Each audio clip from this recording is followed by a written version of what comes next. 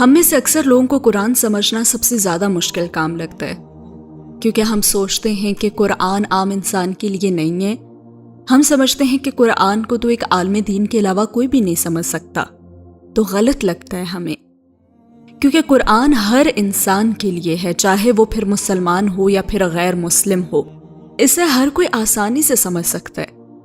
لیکن فرق اتنا سا ہے کہ قرآن کو سیکھنے کے لیے قرآن کو باقاعدگی سے پڑھنا پڑتا ہے۔ جب آپ قرآن کو باقاعدگی سے پڑھنے لگتے ہیں نا، تو یہ خود بخود اپنے اندر چھپی ہوئی پہیلیاں آپ کے سامنے عیاں کرنے لگتا ہے۔ تو آج سے ہم نے یہ چند چیزیں ہیں جو قرآن کو سیکھنے کے لیے فالو کرنی ہے۔ سب سے پہلی بات، قرآن کا ترجمہ۔ اگر تو آپ کو عربی زبان سمجھ میں آتی ہے تو آپ عربی زبان میں ہی قرآن پڑھیں، لیکن اگر عربی سمجھ میں نہیں آتی تو یہ ضروری ہے کہ آپ قرآن کو عربی زبان میں پڑھنے کے ساتھ ساتھ اس زبان میں بھی پڑھیں جو آپ کو بآسانی سمجھ میں آتی ہے۔ ہر زبان میں قرآن کا ترجمہ تو موجود ہے، تو آپ نے وہی ترجمہ پڑھنا ہے جو آپ کی زبان میں لکھا گیا ہے، تاکہ آپ کو یہ پتہ چل سکے کہ قرآن میں لکھا کیا ہے۔ قرآن کو ترجمے کے ساتھ پڑھنے سے آپ کی قرآن میں دلچسپی بھی بڑھے گی اور آپ کو قرآن سیکھنے میں مزہ بھی آئے گا۔ اب قرآن کو سمجھنے کے لیے دوسرا سب سے اہم کام جو ہے وہ ہے قرآن کا مقصد جاننا۔ قرآن کو سمجھنے کے لیے آپ کو سب سے پہلے یہ بات ذہن میں رکھنی ہے کہ اس کا مصنف کون ہے، اور دوسری بات جو آپ کو یاد رکھنی ہے وہ یہ کہ یہ کتاب صرف آپ کے لیے لکھی گئی ہے۔ تو قرآن سیکھنے کے لیے ان 4 سوالوں کے جوابات آپ کو سیکھنے ہوں گے۔ پہلا یہ کہ قرآن کا مصنف کون ہے، تو جواب ہے ہمارا رب۔ قرآن کا موضوع کون ہے، انسان، یعنی کہ ہم سب۔ قرآن کا مقصد کیا ہے، ہدایت۔ اور قرآن کس کی ہدایت کے لیے ہے، جو عقل رکھتے ہیں۔ تو عقل کیا صرف عالم رکھتے ہیں؟ نہیں نا، ہم سبھی کے پاس عقل ہے۔ قرآن صرف عالموں کے لیے نہیں ہے، قرآن ہر اس انسان کے لیے ہے جو اسے سیکھنے کی اور سمجھنے کی سمجھ بوجھ رکھتا ہے اور جو اس کے لیے کوشش کرتا ہے۔ اب جو تیسرا پوائنٹ ہے وہ ہے تعصب کو مٹا دینا۔ یہ پوائنٹ قرآن کو سمجھنے کے لیے سب سے زیادہ اہم ہے، کیونکہ صرف تعصب کی وجہ سے ہی ہم قرآن کو نہیں سیکھ پاتے۔ اب تعصب کیا ہے؟ تعصب بدگمانی کو کہتے ہیں، تنگ نظری کو کہتے ہیں۔ سورہ نمبر 3 آل عمران آیت نمبر 7 وہی ہے جس نے آپ صلی اللہ علیہ وآلہ وسلم پر یہ کتاب نازل فرمائی۔ اس میں محکم آیات ہیں اور وہی اصل کتاب ہیں، اور کچھ دوسری آیتیں ایسی ہیں جو متشابہ ہیں، تو وہ لوگ جن کے دلوں میں کجی ہوتی ہے وہ پیچھے لگتے ہیں ان آیات کے جو ان میں سے متشابہ ہیں، فتنے کی تلاش میں اور ان کی حقیقت و ماہیت معلوم کرنے کے لیے، حالانکہ ان کا حقیقی مفہوم اللہ کے سوا کوئی نہیں جانتا۔ اور جو لوگ علم میں راسخ ہیں وہ یوں کہتے ہیں کہ ہم ایمان لائے اس کتاب پر، یہ کل کا کل ہمارے رب کی طرف سے ہے، اور یہ نصیحت حاصل نہیں کر سکتے مگر وہی جو ہوش مند ہیں۔ اب اس آیت میں 2 لفظ قابل غور ہیں، پہلا محکم یعنی واضح، اور دوسرا متشابہ یعنی جن کے کئی معنی نکالے جا سکتے ہوں۔ تو اللہ پاک اس آیت میں فرما رہے ہیں کہ کچھ لوگ ایسے ہوتے ہیں جو قرآن کو ہدایت کے لیے نہیں پڑھتے، اسی لیے وہ لوگ ان آیات کے پیچھے پڑ جاتے ہیں جو متشابہ ہوں، یعنی کہ جو واضح نہ ہوں، تاکہ وہ ان آیتوں کے معنی میں نہ ہیر پھیر کر کے زمین میں فساد برپا کر سکیں۔ یعنی وہ لوگ جو پہلے سے ہی اپنے گناہوں پر اور بدعتوں پر ڈٹے ہوتے ہیں، وہ رہنمائی حاصل کرنے کے ارادے سے نہیں آئے ہوتے، اس لیے وہ قرآن کی آیتوں کو بھی اپنے حساب سے بدل لیتے ہیں اور پھر اس کے معنی وہی نکالتے ہیں جن سے ان کا نفس مطمئن ہو سکے۔ تو ایسے لوگوں کے لیے تو قرآن ہدایت کا ذریعہ نہیں بنتا۔ اگر آپ چاہتے ہیں کہ آپ قرآن سے کچھ سیکھیں یا قرآن آپ کو ویسے ہی سمجھ میں آئے جیسے اللہ آپ کو سمجھانا چاہتا ہے، تو آپ کو اپنے دل کو پھر کھولنا پڑے گا اور حقیقت کو تسلیم کرنا پڑے گا۔ آپ قرآن کو یک طرفہ طریقے سے نہیں سمجھ سکتے کہ آپ نے جو چاہا قرآن کا وہی مطلب نکال لیا۔ جب قرآن پڑھیں گے نا تو پھر قرآن کی ہی سننی ہوگی، اپنی ساری باتیں چھوڑ کر قرآن کی بات کو تھامنا پڑے گا۔ نفس کیا کہتا ہے پھر یہ نہیں چلتا، اللہ کیا کہتا ہے پھر صرف اس کی فکر ہونی چاہیے۔ تو ہدایت کے لیے قرآن کو ویسے ہی پڑھنا ہے جیسے قرآن ہے، پھر یہ نہیں کہنا کہ فلاں آیت تو پردے کے حق میں نہیں ہے یا فلاں حدیث میں تو گانے سننے سے منع ہی نہیں کیا گیا۔ ہمارے دین میں نا 50-50 نہیں ہوتا، یا تو ہاں ہوتی ہے اور یا پھر نہ۔ اس کے بعد اگلا پوائنٹ ہے آیات کا پس منظر جاننا۔ دیکھیں، قرآن کو سمجھنے کے لیے ہر آیت کے پیچھے چھپی ہوئی جو کہانی ہے نا، اس کا علم ہونا بہت ضروری ہے۔ جیسے کون سی آیت کب اور کیوں اور کس نبی پر نازل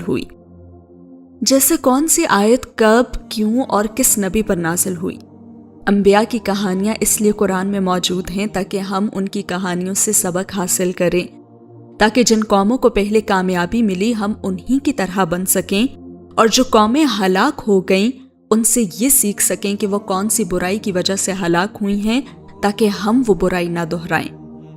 جیسے اگر کسی آیت میں معجزوں کی یا پھر اللہ کی مدد کی خوشخبری سنائی گئی ہے تو ہم پہ فرض ہے کہ ہم پہلے یہ جانیں کہ وہ خوشخبری کن لوگوں کے لیے سنائی گئی تھی، ہے نا؟ یہ جاننا ضروری ہے نا کہ آخر یہ معجزے جب ہوئے تو کس وجہ سے ہوئے، وہ کون لوگ تھے، ان کا ایمان کیا تھا۔ تبھی ہمیں پتہ چلے گا نا کہ یقین رکھنے والوں اور صبر کرنے والوں کے لیے اللہ کی مدد ہے، نہ کہ پھر مایوس ہونے والوں کے لیے اور شکوہ کرنے والوں کے لیے۔ تو آیتوں کا پس منظر آپ جانیں گے تبھی آپ کو سمجھ آئے گی کہ اب ہمیں کرنا کیا ہے، ہم یہ کریں گے تو ہی ہمیں یہ ملے گا نا، اور پھر ہمیں کیا نہیں کرنا۔ اور جب ہم یہ سیکھیں گے نا تبھی ہمیں پتہ چلے گا کہ یہ جو حدیں اللہ نے مقرر کی ہوئی ہیں یہ اللہ نے اپنی خوشی کے لیے نہیں کی ہوئی، اس رب کو خوش ہونے کے لیے کسی کی بھی ضرورت نہیں ہے، بلکہ یہ سب تو اللہ نے ہماری بہتری کے لیے مقرر کی ہوئی ہیں نا۔ تو جب تک آیتوں کو ٹٹولو گے نہیں تب تک قرآن سمجھ میں نہیں آئے گا۔ اور ہاں، سیکنڈ لاسٹ پوائنٹ ہے سیاق و سباق تلاش کرنا۔ قرآن کو سمجھنے کے لیے آیتوں کے سیاق و سباق کو جاننا بہت ضروری ہے۔ اب سیاق و سباق کا مطلب کیا ہوتا ہے؟ اس کا مطلب یہ ہے کہ حالات کو جاننا، یعنی کون سی آیت کس حالت میں نازل کی گئی تھی۔ اگر آپ سیاق و سباق جانے بنا ہی قرآن پڑھنے لگیں گے نا تو آپ کا دماغ منفی خیالات پیدا کرنے لگے گا، کیونکہ قرآن میں بہت سی آیات ایسی ہیں جن کا سیاق و سباق جانے بغیر اگر انہیں پڑھا جائے تو وہ انسان کو شک میں ڈال دیتی ہیں کہ ہمارا دین ایسا کیسے کہہ سکتا ہے۔ جیسے ایک آیت ایسی ہے جسے غیر مسلم ہمیشہ سنا کر اسلام کے لیے لوگوں کے دلوں میں نفرت پیدا کرتے ہیں۔ کیا آپ کو پتہ ہے وہ کون سی آیت ہے؟ سورہ البقرہ آیت نمبر 191، انہیں مارو جہاں بھی انہیں پاؤ۔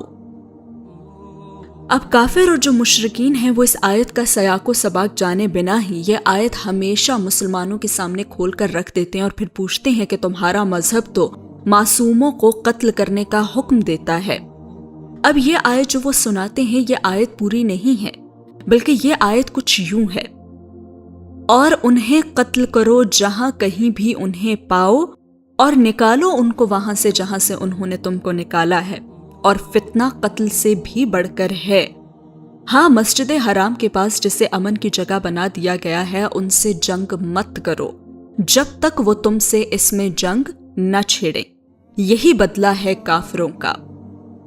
اب یہ آیت جو ہے نا یہ جنگ کے دوران نازل کی گئی تھی، اور اس آیت میں جہاں یہ ذکر کیا گیا ہے کہ جہاں بھی انہیں پاؤ انہیں مارو، یہ سیلف ڈیفنس کے طور پر نازل کی گئی تھی کہ دیکھو خود کو بچانے کے لیے جو ممکن کوشش ہو وہ کرو۔ یہاں کسی بھی معصوم اور کسی بھی بے گناہ کی جان لینے کا نہیں کہا گیا۔ جب بھی جنگ ہوتی تھی تو آپ صلی اللہ علیہ وآلہ وسلم اپنے لشکر کو یہی تاکید کرتے تھے کہ خیانت نہ کرنا، بچوں اور عورتوں اور گرجا گھروں میں عبادت کرنے والوں کا قتل نہ کرنا، نہ درختوں کو جلانا اور نہ ہی جانوروں کو بغیر کسی مصلحت کے مارنا۔ اس کا ریفرنس ہے ابن کثیر۔ تو یہ آیت جو ہے یہ فتنہ پیدا کرنے والوں کے لیے اتاری گئی تھی کہ وہ کفار اور مشرکین جو زبردستی لوگوں کو اپنا مذہب قبول کرواتے تھے۔ تو مسئلہ یہی ہے کہ جب کسی آیت کو آپ اس کے سیاق و سباق کے بغیر پڑھیں گے، آپ کو اس کا پتہ ہی نہیں ہوگا، تو پھر تو اس آیت کو آپ جس مرضی طرف لے جائیں۔ تو قرآن سیکھنے کے لیے یہ ضروری ہے کہ آپ یہ جانیں کہ کون سی آیت اور کون سی سورت کب اور کیوں نازل کی گئی تھی، تاکہ آپ ان آیتوں کو عجیب نہ جانیں اور آپ کو اللہ کی حکمتیں سمجھ میں آ سکیں۔ اب آخری بات ہے قرآن جرنلنگ۔ آخری اہم پوائنٹ یہی ہے کہ جو بھی پڑھیں اسے لکھ کر اپنے پاس محفوظ کر لیں۔ ایک تو اس سے آپ کو یہ فائدہ ہوگا کہ اگلی دفعہ جب وہی صورت آپ پڑھیں گے تو آپ کے پاس اس صورت کے بنے بنائے نوٹس موجود ہوں گے اور ایسے آپ کو زیادہ محنت نہیں کرنی پڑے گی۔ اور دوسرا فائدہ یہ ہوگا کہ جو لکھیں گے وہ ہمیشہ یاد رہے گا۔ اور اسی طرح جب بھی کوئی آیت پڑھیں تو اس کا پس منظر یعنی اس کے پیچھے چھپی ہوئی کہانی کا جاننا جو ہے وہ آپ کے لیے ضروری ہے کہ یہ آیت کب، کیوں اور کس نبی پر نازل کی گئی تھی۔ سیاق و سباق کو تلاش ضرور کریں، یعنی حالات کو جاننا کہ کون سی آیت کس حالت میں نازل کی گئی تھی، یہ بھی بہت ضروری ہے۔ اور ساتھ ہی ساتھ اس آیت میں ہمیں کیا کرنے کا حکم دیا گیا ہے اور کس سے روکا گیا ہے وہ ضرور لکھ لیا کریں۔ اور جن بھی آیات میں معجزوں کی یا پھر اللہ کی مدد کی خوشخبری سنائی جاتی ہے تو آپ جانیں کہ وہ خوشخبری کن لوگوں کے لیے سنائی گئی ہے۔ وہ صبر کرنے والوں کے لیے، یقین رکھنے والوں کے لیے ہی ہے، نہ کہ مایوس ہونے والوں اور شکوہ کرنے والوں کے لیے۔ تو یوں انشاءاللہ آپ کی قرآن کو سمجھنے میں جو دلچسپی ہے وہ بھی بڑھ جائے گی اور آپ کے لیے قرآن کو سمجھنا انشاءاللہ بہت آسان ہو جائے گا۔